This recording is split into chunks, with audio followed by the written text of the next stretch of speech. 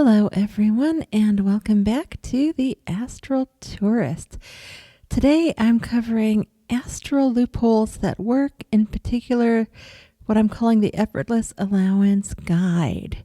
So, if you've ever had a lucid dream or astral projection collapse right after asking a simple question, you know the feeling. You realize where you are, you're getting lucid, you're getting all excited, which is another thing to not do. Don't get too excited. And you blurt out, "This can't be real." And suddenly everything starts dissolving like a cheap movie set. So questioning itself isn't the problem. The real issue is how you ask the questions and the intentions and energy behind them. So going in with the energy of proving something, trying to explain something in a super amount of detail, or just demanding immediate answers, those are the fastest ways to destabilize any lucid or astral state. This guide covers both. So it's like walking onto a stage, jumping in and yelling, "This isn't real, explain yourselves." And of course the world collapses. In a lucid dream, it'll just kind of fade. In the astral, the people will complain that you're interrupting their performance and what's going on with you crazy person, and all of this. So in my earlier years, I started doing something different without even realizing at the time how powerful it really is. And this is just because I'm such a curious person that I just began to do this, and it began to help and work. And so I kept doing it over the years.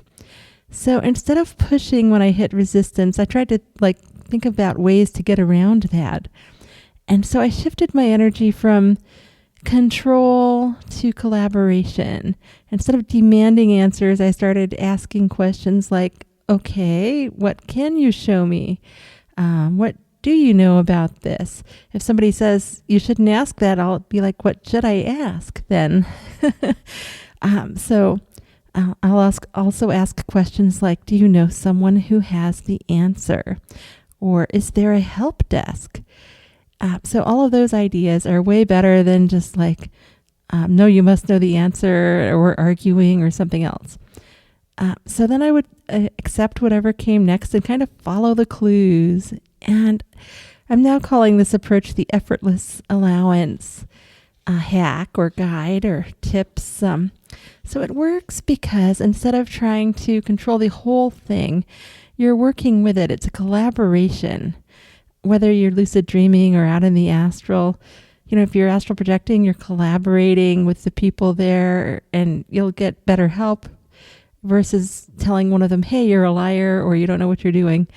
Instead, you're saying, "Well, do you know who can help me?"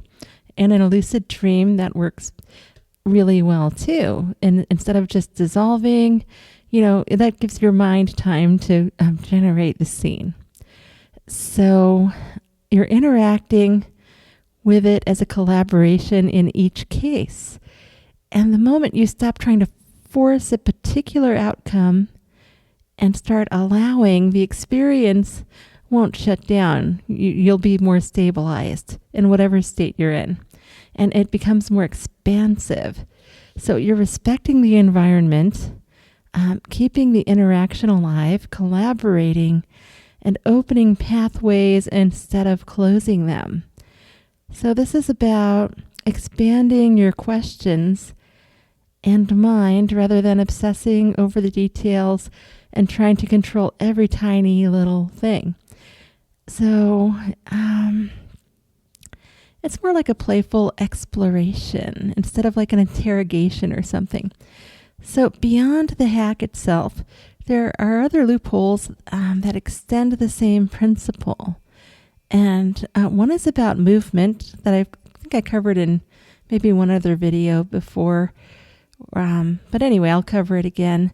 So if you're struggling to move or fly or float, and you don't want to put more energy into it, something I've found that helps, which is a collaboration with the environment, is to imagine, I would imagine that my destination actually has an emotion and magnetism. Like, it's way more magnetic than I ever could be. It has way more emotions than I ever could. And it wants me there more than I even want to get there. And a lot of times that would help. And I would just kind of pop over there. And I've heard others call similar techniques, only without the emotion, line of sight. So I think line of sight also has something to do with it, because I was so focused line of sight on the points. And this doesn't really happen to me a lot anymore, but it might help some people that are struggling to move around a bit. So line of sight, emotion, magnetism, that place wants you more, and zoom. A lot of times it'll work. Not every single time, but hey, every little bit helps. So it also applies to momentum in other ways. So if a friendly being offers to show you the sights, go along. I mean, unless you're getting bad juju vibes or something, why not? If a door appears and it's all glowing, I mean, that's a big hint to explore that, right? So go on through. Just follow the threads that the environment is offering, before you lose them, or the scene moves on, or you wake up, and that'll keep you more stabilized. The more you're interacting, the more stabilized you will be. And if something feels confusing, restrictive, or impossible, instead of trying to change it directly, ask those expansive, playful questions. Like, oh, why are you looking like that? Or, wow, that's odd. Does anybody know why that's the way it is? Instead of being all judgmental, like, fix yourself or something, be more exploratory and curious, and ask even more questions, and let the environment guide you. So that's the Effortless Allowance Hack Guide here in action. The tip, the moment you allow and participate cooperatively, rather than trying to independently change or control 100% of everything, you'll find that the world opens in ways you never expected. Like when I say, especially, what can you tell me? Sometimes I get somebody's whole life story about everything they remember about the place. And that gives me so many clues, like how to look up the name of a thing after I wake up and stuff like that. And anyway, give it a shot. And, I hope everybody's having a great week. Happy Monday. Until next time, happy astral travels.